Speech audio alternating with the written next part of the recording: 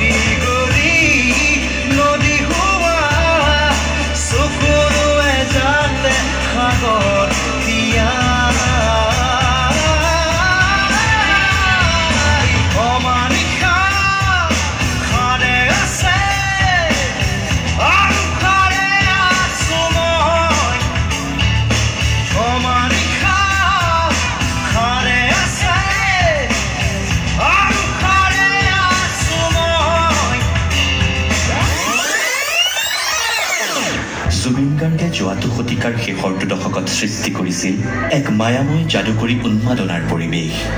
পাশ্চাত্যৰ ব্যাকৰণ আৰু অসমৰ শব্দেৰে জুবিন গাৰ্গে সৃষ্টি কৰিছিল অসমীয়া গানৰ নতুন এক অভিধান।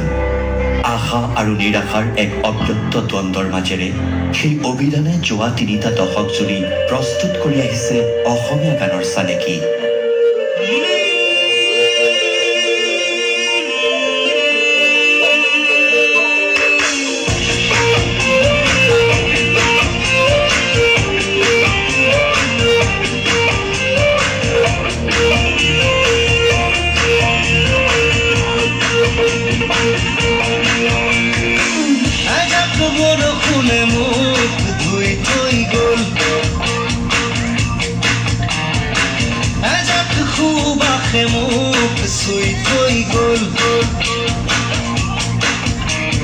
কোমল কোমল তোমাৰ উঠৰ পৰশে খজল খজল তোমাৰ চকুৰ মৰমে পাগল পাগল পাগল পাগল কৰি গ'ল।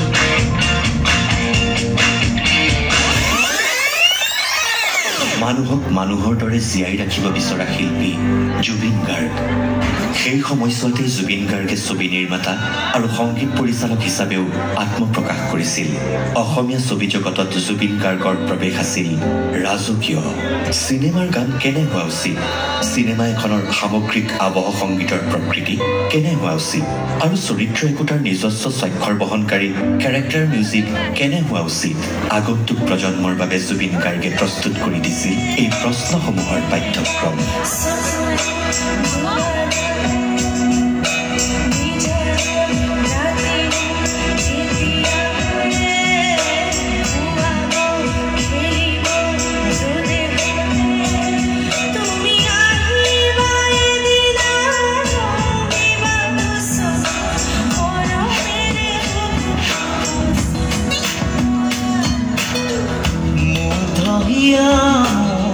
কোনে চুই যায় মোৰ ধহিয়াত গৈ, কোনে চুই যায় বুকুতে অগনি জ্বলাই, তেজ মনহৰে মৰম নেউচি জ্বলি জ্বলি ৰ'ল মাথো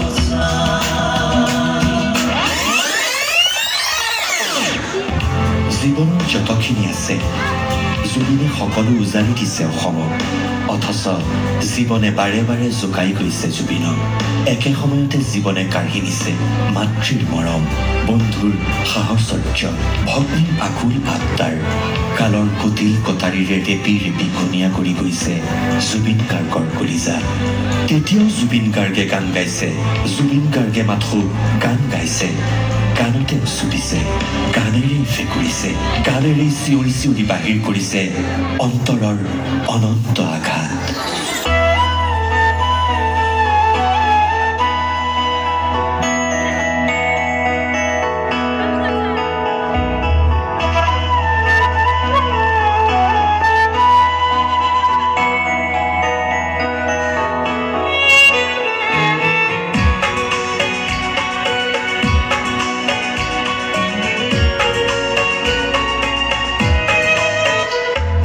নথকাৰ অনুভৱ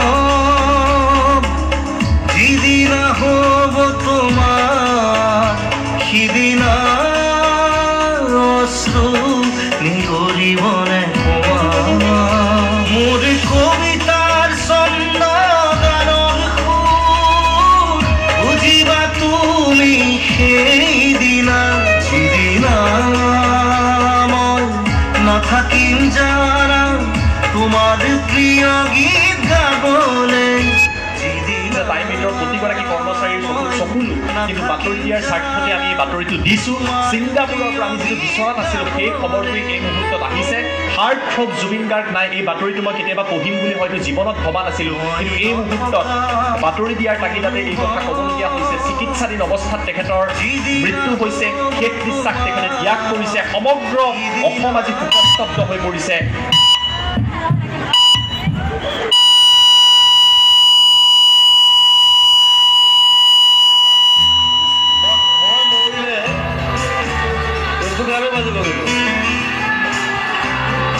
So this song is so important for you, for me, for everyone.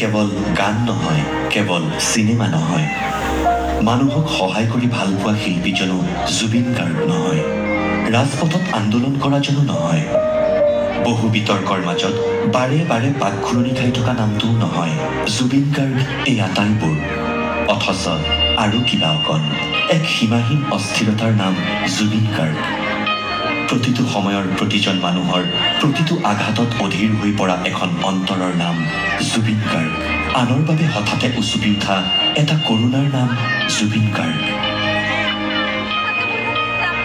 আনৰ ভাগৰৰ ৰাতি জীৱনৰ ঠিকনা বিচাৰি দিয়া পোহৰ জুবিন গাৰ্গ যোৱা ৩টা দশক এজোপা ইউকেলিপ্টাছ গছৰ দৰে থিয় হৈ থকাটো সহজ নহয় জুবিন গাৰ্গ হোৱাটো ধেমালি নহয় Being Zubin Garg is not a matter of joke. আমি মাথো কৃতজ্ঞ Thank you, Zubin Garg, for being who you are.